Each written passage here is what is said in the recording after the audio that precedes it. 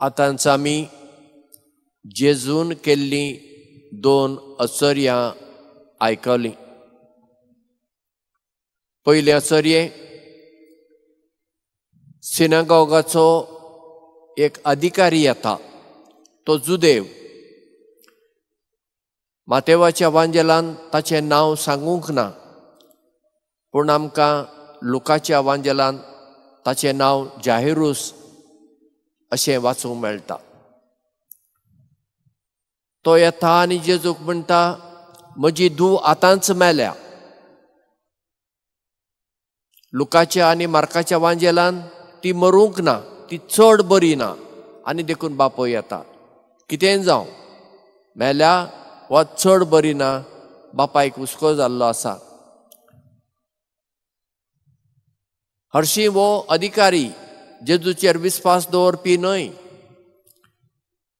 पूण घडये दुसऱ्या वैजांची वखदां केलीं आसतलीं, कांयच बरेंपण मेळ्ळें ना, आनी तो जाणा जेजू जायतीं आश्चर्यां करता, जायत्या पिडेस्तांक हात लावन बरी करता। देखून शेवटचो एक उपाय म्हणून तो जेजू कडेन येता आनी जेजूच्या पांयां पडटा। तो अधिकारी तो जेजूच्या पांयां पडटा आनी उपकार मागता। आनी जेजू ताचे बरोबर ताच्या घरा वचूंक भायर सरता।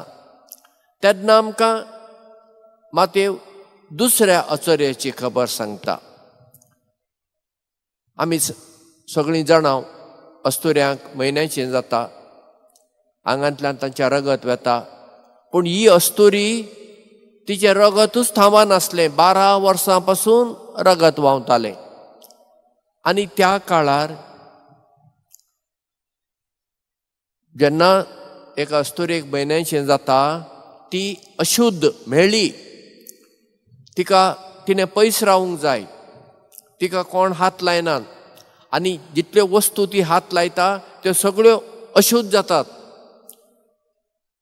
आनी मागीर तें रगत थांबतच तिणें मंदिराक वचूंक जाय, थंय याजनिकाक मेळून कितें भेट दिवची ती करूंक जाय। हें सगळें करूंक आसलें आनी ती तेन्ना शुद्ध नितळ जाताली। आतां ही 12 वर्सां पासून अशुद्ध मेळ्ळी अशें लोकांचें चिंतप, म्हणून तिका लोकां मदें भोवंक जायनासलें। पूण ती धीर घेवन ते लोकांच्या खेटींतल्यान जम्यांतल्यान ती येता। आतां कशी म्हूण जेजूक सांगतली, म्हाका अशें जाता, लज न्हय, म्हूण ती आपणा भितरूच म्हणटा। ताच्या आंगार आसा तें वस्तूर, रोप आसा न्हू, ताचे त्या पोंताक हांवें हात लायल्यार पुरो आनी हांव बरी जातलीं। कित्याक जुदेव लोक दादले लांब नेसण घालताले आनी असो एक आमी कोडदांव म्हणटा, दोरी बांदताले अशें। त्या दोरयेच्या पोंताक हात लायल्यार पुरो, हांव बरी जातलीं, ह्या भावार्थान ती येता आनी तें करता। आनी जेजू तिका म्हणटा, तुज्या भावार्थान तुका बरी केली। तिच्या भावार्थाक लागून ती बरी जाली, कित्याक तिका जेजूचेर भावार्थ आसलो। वैजाच्यांनी कांयच करूंक जालें ना, पूण वो वैजांचो वैज म्हजे खातीर कितें करतलो ह्या विस्वासान, ह्या भावार्थान ती आयली, देखून ती बरी जाली।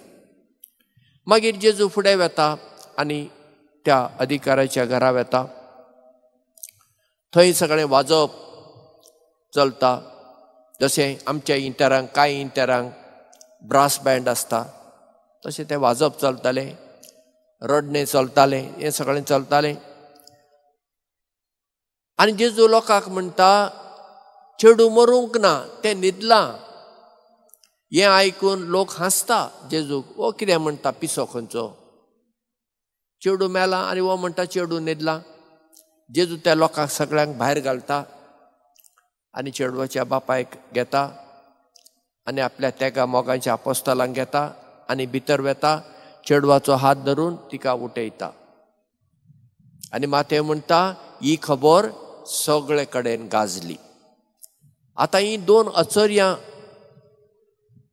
कित्याक म्हूण जेजून केली, त्या मनशाचो भावार्थ ताणें पळयलो, त्या अधिकाऱ्याचो आनी त्या अस्तुरेचो, आनी ताणें तांकां बरी केली. पूण एक गजाल आमी उडास दवरूंक जाय, जेजून तांकां पिडा बरी केली म्हूण तांकां मागीर दुसरी पिडा जावंक ना जाली. जेजून लाजारसाक मेल्ल्यांतलो उठोवंक ना, उठयलो परत्यान तो मरूंक ना, तो मेलो. म्हणजे त्या वेळार ती गरज आसली देखून जेजू करता. आतां आमी जेजू कडेन भावार्थान मागल्यार आनी देवाची खुशी वय जाल्यार आमची एक पिडा बरी जाता.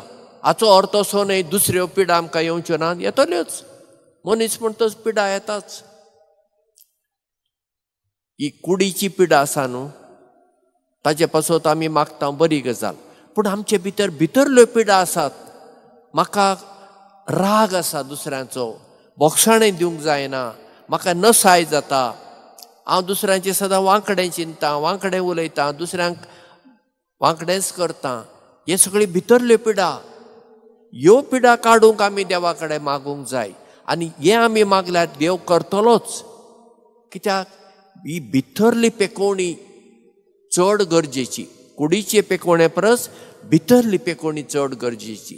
तर आमी आमच्यो ज्यो गरजो आसात त्यो देवा मुखार दवरतना, पूण आमचे भितर जें कितें वांकडें तिंकडें आसा पळया, सगळें भरलां, तें भायर घालूंक देवा कडेन मागूंक शिकुया.